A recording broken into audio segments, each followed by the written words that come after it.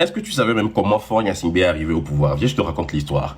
Le 5 février 2005, son papa décède. Il s'agit d'une véritable catastrophe nationale.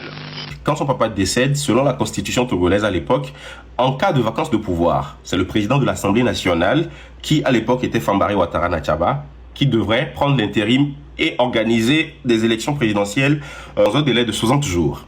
Maintenant, qu'est-ce qui s'est passé? Quand son papa décédait, Faure Gnassingbé était ministre des mines et de l'équipement, un truc comme ça. Il a démissionné de son poste ministériel pour occuper le poste de député. Pourquoi? Je vais vous le dire. Afin d'être élu président de l'Assemblée nationale pour pouvoir prendre cet intérim-là et diriger le pays. Vous allez vous demander où était le président de l'Assemblée nationale. Il avait voyagé. Et on a fermé les frontières pour que le gars ne puisse pas rentrer. Parce que s'il rentre, selon la Constitution, selon la loi, il va diriger le pays. Je te parle de la même nuit du 5 février. On a fermé les frontières, Faure a démissionné de son poste de ministre, il est devenu député. On l'a élu président de l'Assemblée nationale la même nuit-là. Ensuite, on a destitué le président de l'Assemblée nationale, qui était juste en déplacement. Ensuite, dans la foulée, l'Assemblée nationale modifie la Constitution pour supprimer l'obligation d'organiser les élections présidentielles anticipées dans les 60 jours. Donc, vu qu'il a pris le pouvoir maintenant là, qu'il s'éternise en même temps, qu'il reste en même temps, sans qu'on ne dise qu'on va organiser encore des élections dans les meilleurs délais, machin truc chose.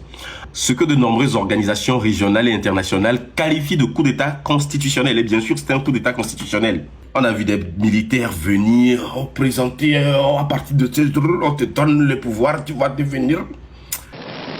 Nous déclarons vous servir loyalement à partir de cet instant.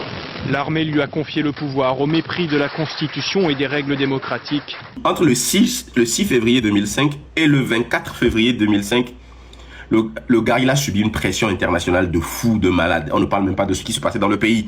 Malgré les soldats zélés bizarres de l'époque et tous ceux qui ont eu à manipuler les élections pour qu'il puisse devenir président de l'Assemblée nationale. Bref, il a démissionné de son poste là et on a organisé les élections en avril 2005.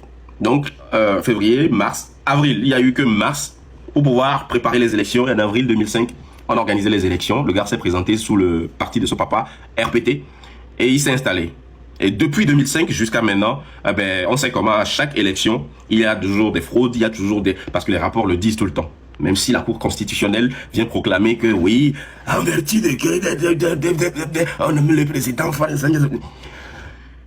Les rapports internationaux disent toujours qu'il y a eu fraude, qu'il y a eu mascarade, qu'il y a eu vol.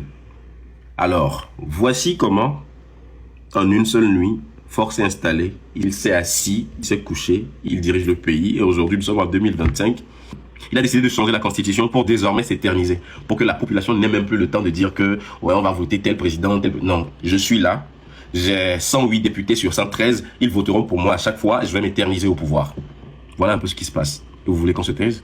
Depuis 60 ans, rien. Vous voulez pas qu'on fasse l'addition du règne de votre papa à celui que vous avez fait, mais c'est la même maison, c'est la même famille, c'est le même sang. Vous voulez qu'on dise quoi? Togolais, voilà ce dans quoi nous sommes.